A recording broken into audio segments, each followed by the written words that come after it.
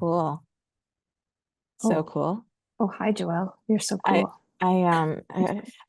Tara, Hi, Joelle. is that you? It's Tara Beagan. Yes. It's Oh nice my to see you. God. I know. We're both on TV right now. It's so good to be seen by you, of all people. Always, always. I always see you, Joelle. How's your day? Where are you? What's happening? Yeah, I am. I don't know how to say it in Mi'kmaq, but it's Itahmukuk, something like that. It's Newfoundland. So at the I think they say Gross Morn Playwrights Retreat.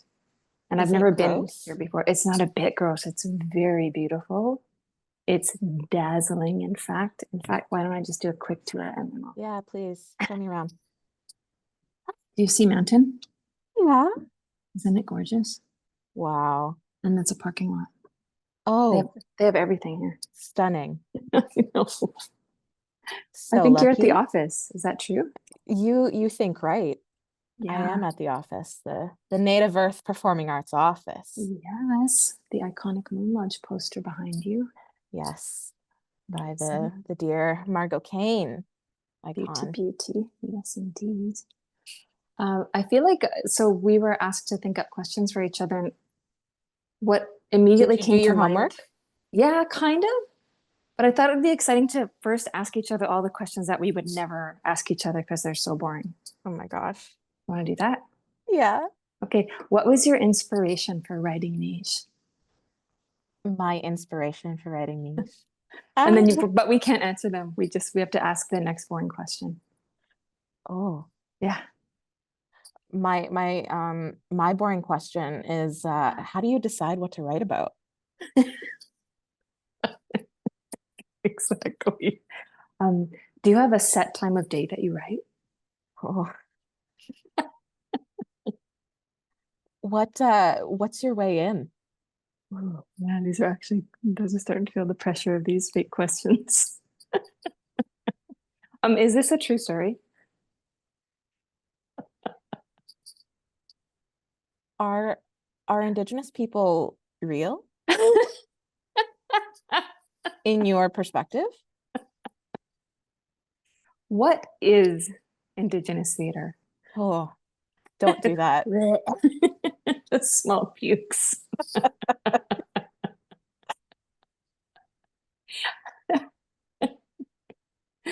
I need to officially congratulate you also Okay. for all of the All good right. things in your world, but especially the GG of it all. Yeah. How does that feel? OMGG. It's the thing that it always is when we get nominated for an art prize, it's at first you're in shock and then you're like, actually, if I hadn't been nominated, I would have been really grumpy. And then you're like, Mm, that is not humble. Then I'm like, I'm a bad person. I should not win. And then and then it just keeps spiraling from yeah, there. yeah. I saw that journey in your eyes just now. Yeah, it's constant. It's like nonstop. So, but the window of not knowing is very short. They announced, so they told us yesterday morning that we're on the short list, and then Oh, they, you found out with everyone else. yeah, like an hour before everyone else. Yeah. So they're Whoa. really like they're very, savvy about how if we did not post about it, did it even happen? So and then we find out on November the 6th. So it's a very short Oh my window of, gosh, that's yeah. so soon. It is, yeah. But yeah, thank you very much. Yeah. And it's not one, but two of your plays That is two of my plays. Yeah. with two publishers. Yeah. That's kind of how life goes, right? I mean, especially in theater, either we have nothing for a super long time and then we're bombarded by a bunch of things and then we have to choose between things that we want to do. So Yes. it's yeah, so it kind of happened quickly. And yeah, and I'm lucky in that Annie Gibson saw me read from Rise Red River before it was even a full draft. I think I was at an event in Lethbridge and she just came up to me after and she's like, I realize there are choices out there. And I respect my colleagues, but can I just say dibs? Can I just dibs this one? She did the same thing to me. Yes, right on. Oh my God. Yeah, she came to see Niche, and I remember seeing her after, like, as she had just come out of the show and she was leaving the theater. And basically, yeah, she was like, "Hi, this isn't like a professional way to do this, but like dibs." And I was like, "Yeah, Yeah, respect. I love the decisiveness of that kind of action. I love I it. know it's why don't more people do that?" I think maybe they lack the follow through that Annie Hmm. has, and so they don't want to disappoint people. But yeah, but Annie can can make it happen, and obviously Yeah, has a team assembled that makes it happen in a a beautiful wonderful way. So team. yeah, holy smokes, yeah, so good. Yeah, I feel like Yeah. Niche being my first, not the first technically that was published through them, 'cause that was Frozen River, but like with it being my own and going through Hmm. that whole process with them, it felt so safe. Yeah, And any question I had, I was like, I don't feel silly asking this, and also I don't feel like I'm bothering them with my million questions. yeah, Um, it felt so well taken care of, like to this day too. I agree. It's also considered, and there's an open-mindedness so that when if there's some small thing that comes up that we have to insist on a certain kind of formatting for a term, for like if you're just saying, well, my auntie, Yeah. sometimes they might, depending on the piece, but some publishers might go, well, you're saying my auntie, so there's no reason to capitalize A. But it's like, no, out of respect for the matriarchy, we always have to capitalize the A. And they're like, okay, gotcha. And then boom, they just know it forever. Like yeah, it's really good. I've Good been house. thinking about that actually, that you mentioned that the capitalizing and not capitalizing in sentences and like certain words, because you do that a lot. Like even your name right here, like all lowercase. Yeah. You type in all lowers. Is there a reason for that? Yes, because in the early days of texting, it was difficult to shut off.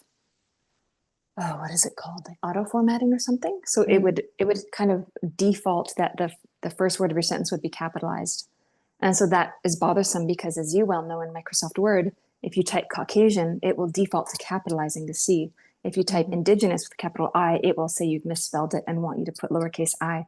So just as kind of an act of going, nobody gets tends to get capitalized, then I just decapitalized everything Yeah. and turned off all my spell check and all my auto formatting and predictive text and all those things. So and just kind of kept with it because it's also then people can glance at their phone and know that it's me, like Mhm.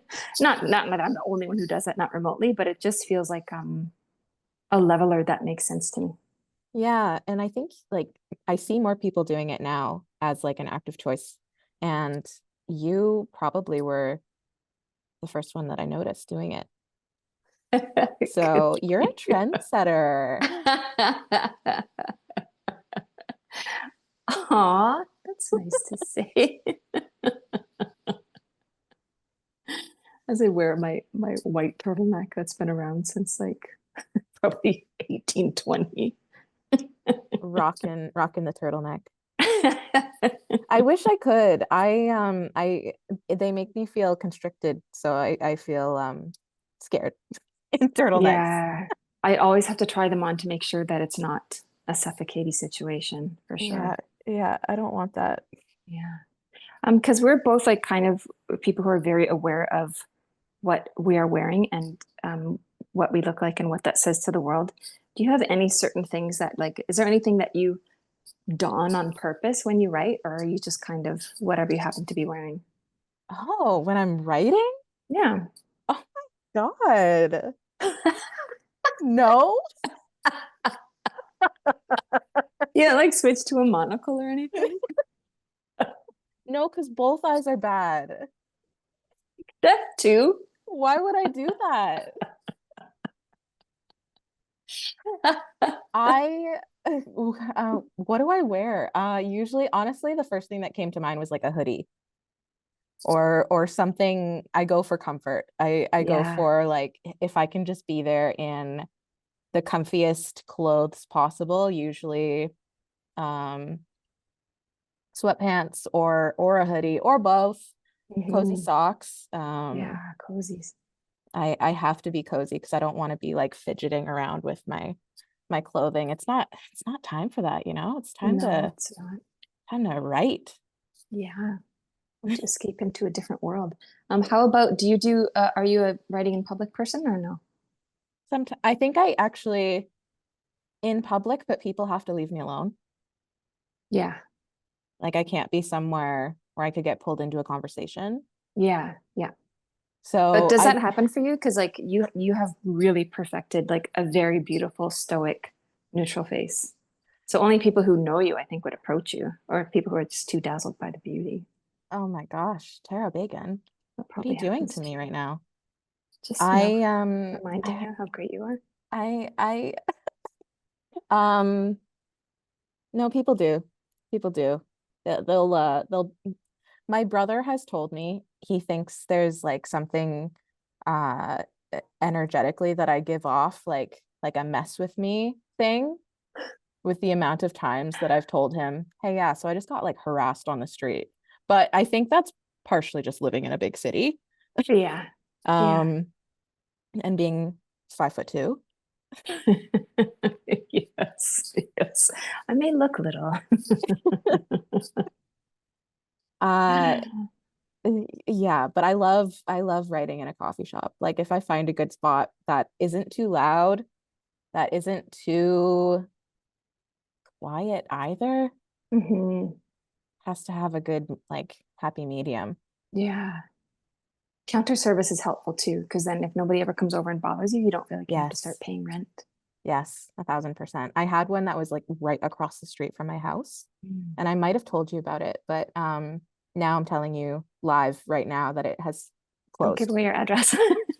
No, no, Oh, it's closed. it's closed. Okay. No one can go there ever again. Immediately, I'm protective of you, Joelle. No, I'll put my address in the comments. I'm gonna share location with the group. Yeah, yeah. I live somewhere. I do too. I think quite close to you. Maybe. Who's to Yeah. say? Can you see me? I'm just in Newfoundland. Yeah, this is a green screen background, actually. I'm in the parking lot. But back to business. What do Oh, you wear when you yes. are I'm writing? serious. I think all of the things vary play by play. So if it is something, if for example, I'm writing something a bit old-timey, a bit of constriction in what I'm wearing is helpful. So you bust out the monocle. I bust out the monocle. Yes. Yes. Yep. There's some mustache twirling at times. Spats are Yeah, helpful always when writing a yeah. period piece. Yeah, like a structure, like more of a tailored skirt or Oh my a blouse gosh. buttoned up or something. But if it's like, if within the period piece there's like a messy bit, which of course there's always a messy bit, otherwise why would we bother? Then it's okay if I'm in like cozies and like my living room floor or something like that. So it's Right. like situational, big time.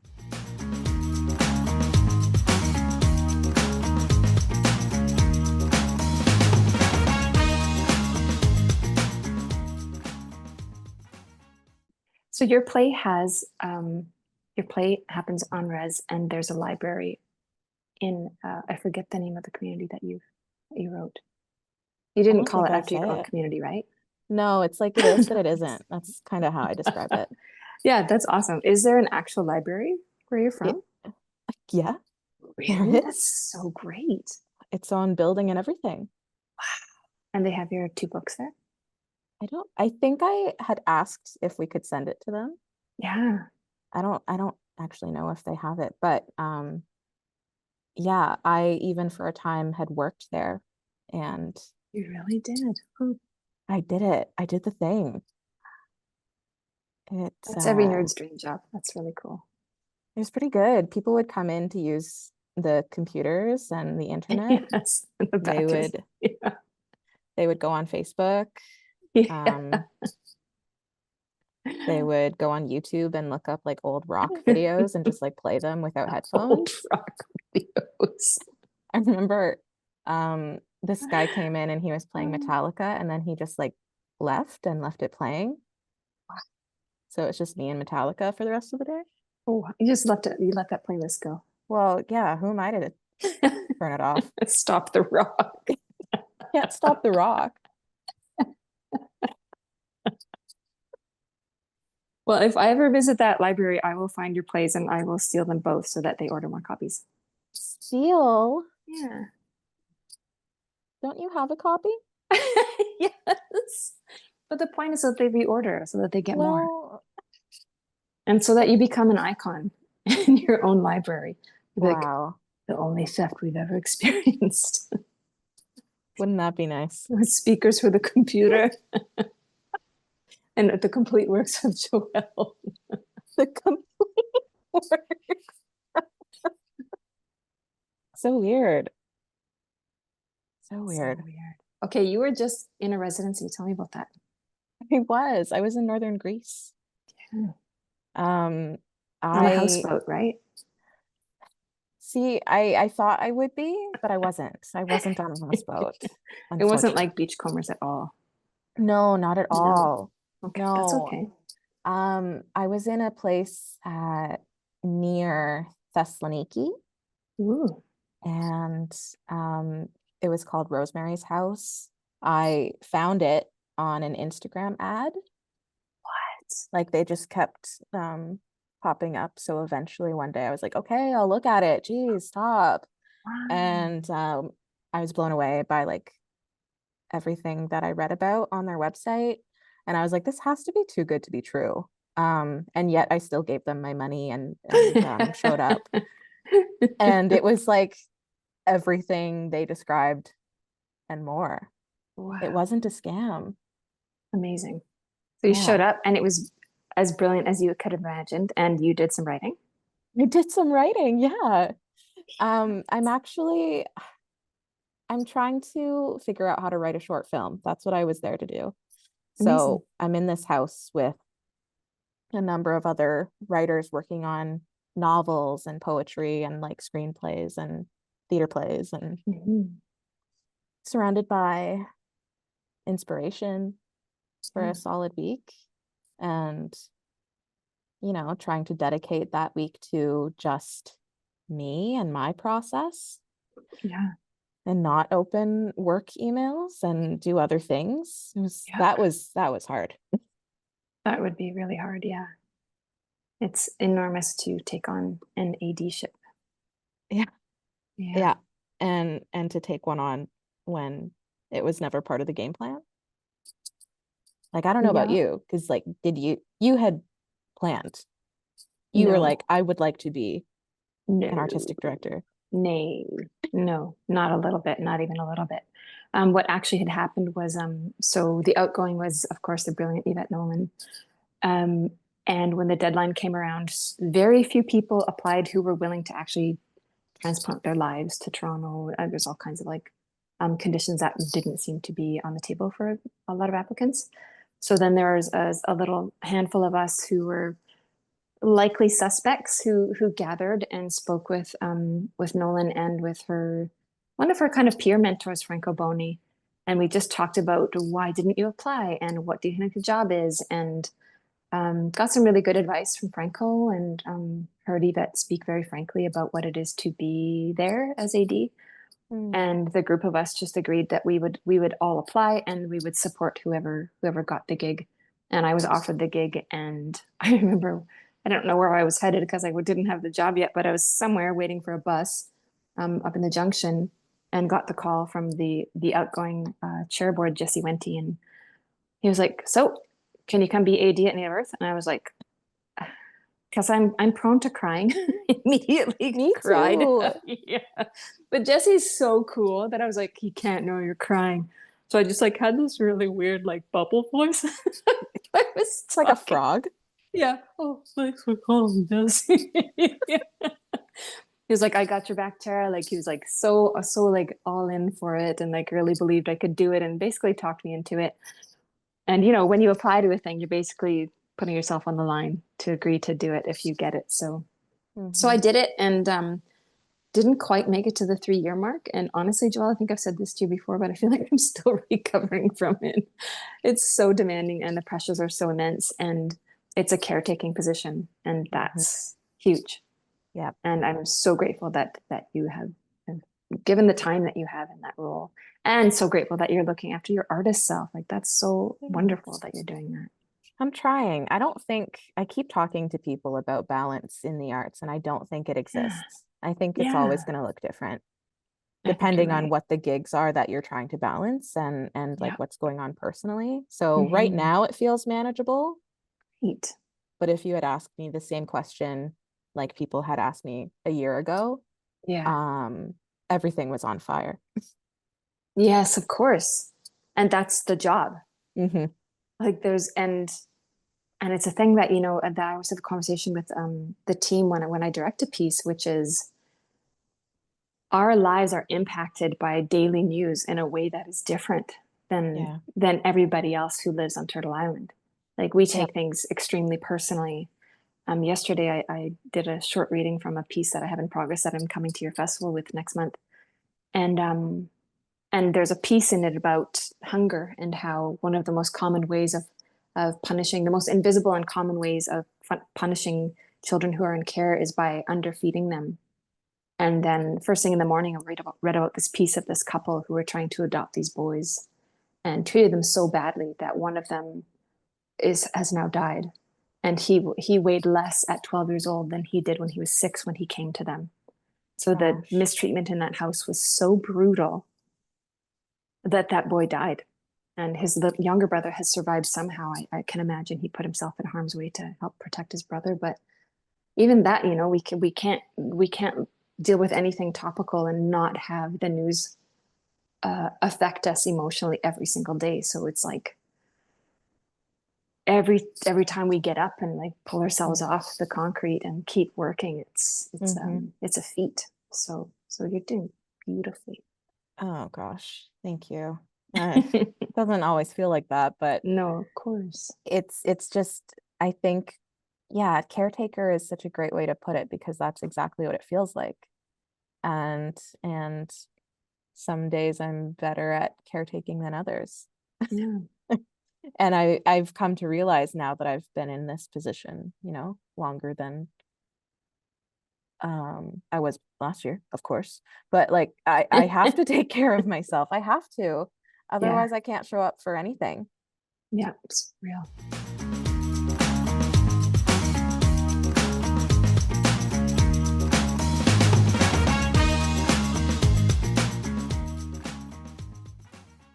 What's your snack of choice when you're writing? Love it. Oh, when I'm writing. It is a tricky thing, right? Because you can't go to popcorn because it's going to be all inside your keyboard. If you have a smoothie, it better have a lid on it. I would say, I mean, like a quick protein like beef jerky or cheese. That's a good one because then you can also skip meals and then you can just still be nourished and feel not so hungry. So those are choice. You're just there with jerky. Yeah. I have some in my cupboard. I I found right sensed before I that. left, yeah, right before I left home, I found these really good bison pepperoni at this nearby cheese shop. I was like, Ooh. what? Bison pepperoni? There's no added pork, which I don't eat. So I was like, this will not only survive the plane ride, it will get me through to the end of the residency. I won't have to actually go down to the communal kitchen all the time. I can have my meats in my room. Every Indian's priority. Do you like sleep with it under your pillow for safety? Yeah. Does it help you have good dreams? Well, it probably does. They're Meat very active. sweats? Me, no meat sweats. No, I'm not that extreme. I don't like eat a whole pack or anything. What about a beverage? What's your beverage of choice? Um, I am a 1 cup of coffee a day person. So after that, I will switch to like I'll have tea, like regular black tea, like all day long. I also love you and I think have a fondness for kombucha in common.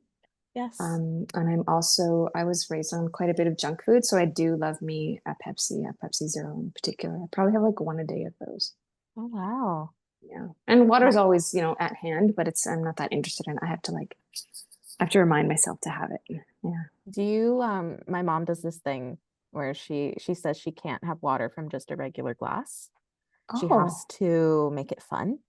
it's a So good she's idea. always buying water bottles or like different cups and mugs and things, and Oh, it works for her. that's smart. That's better than making it like you have to have this whole jar of water before you get to have your Pepsi. But she's also like just like consuming, right? Like she's just continually buying to get that next to Yeah. get her fix, get that next hit. Like, oh yeah, that's gonna be great at making me drink water. Yeah, that's an issue. You should have an intervention I for your probably mom should. and Yeah. her hydration habits. Just use a cup. Oh man. Okay, last thing. We're at a 30-minute mark, but I wondered, do you have a quote from Niizh that is your favorite line to quote to people? I don't really quote niche to people like But if, in if someone lines. made you, like I'm making Oh, you, what I is just it? start delivering a monologue. No, but I've been thinking about because one of the other writers in that I met in Greece, I gave her a copy of it and she sent me one of the quotes that she loved from it, which Oh, was this part about Big Bird. Um and it's just it's the dad who's like or no, anyway, it's like yeah, he was a big bird and I don't know. It's funny. I'm not delivering it funny. I'm under pressure. You have to read it again to know what I'm talking about. okay, everybody read it. I'm stressing out. Joelle is What's at her funniest when she doesn't even know it's coming. it's true. What? What's yours? What's my what? What's your favorite quote or line from one of your nominated shortlisted pieces? Oh, okay. I think it is this little exchange in Rise Red River between she and Tanya. And Tanya talks about how Tanya's gone missing, and she says, no, basically, probably nobody's even missed her. She's like, except maybe Benty the cat. And then she goes, Benty? She goes, yeah, Benty. She got her tail stuck in the car door. And then she goes, well, what was her name before that? And Tanya goes, I never asked her. Oh my God. That is how we get our names. Yeah, yeah, exactly. The sacred way. That's the sacred way. It's beautiful.